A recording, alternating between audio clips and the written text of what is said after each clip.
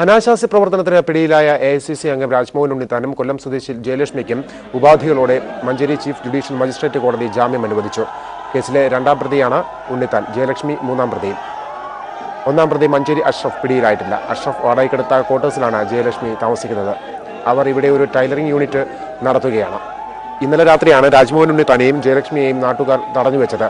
തുടർന്ന് മഞ്ചേരി പോലീസ് എത്തി ഇരുവരെയും സ്റ്റേഷനിലെത്തിച്ച് കേസെടുക്കുകയായിരുന്നു. രാജ്മോഹൻ ഉണ്ണിത്താനെയും യുവതിയെയും മഞ്ചേരി ആശുപത്രിയിൽ വൈദ്യപരിശോധനയ്ക്ക് വിധേയരാക്കിയിരുന്നു.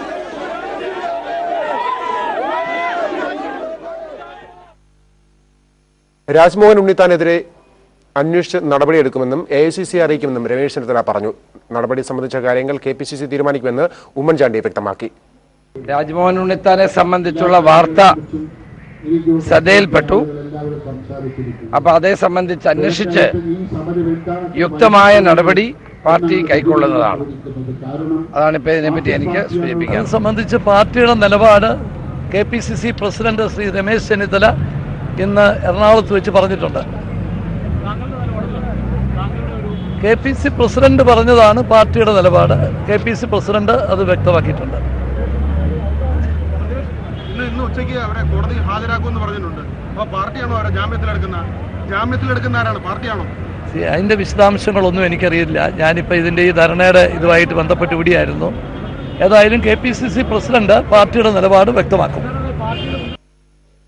അനാശാസ്യ പ്രവർത്തനത്തിന് പിടിയിലായ രാജ്മോഹൻ ഉണ്ണിത്താനെതിരെ നടപടിയെടുക്കണമെന്ന് മഹിളാ കോൺഗ്രസ് KPCCയോട് ആവശ്യപ്പെട്ടു. ഉണ്ണിത്താനെതിരെ സംഘടനാപരമായ നടപടിയെടുത്ത് അന്വേഷിക്കണമെന്നാണ് നിലപാടെന്നും മഹിളാ കോൺഗ്രസ് അധ്യക്ഷ ഷാനിമോൾ ഉസ്മാൻ പറഞ്ഞു. ഉണ്ണിത്താൻ സംഭവം കോൺഗ്രസ് രാഷ്ട്രീയത്തിന്റെ സ്വഭാവം എന്ന രീതിയിൽ CPM നേതാക്കളും മറ്റും നടത്തുന്ന പ്രചാരണം ശരിയല്ലെന്നും ഷാനിമോൾ ആലപ്പുഴയിൽ പറഞ്ഞു. കോൺഗ്രസോ കമ്മ്യൂണിസ്റ്റോ എന്നുള്ളതല്ല പ്രശ്നം.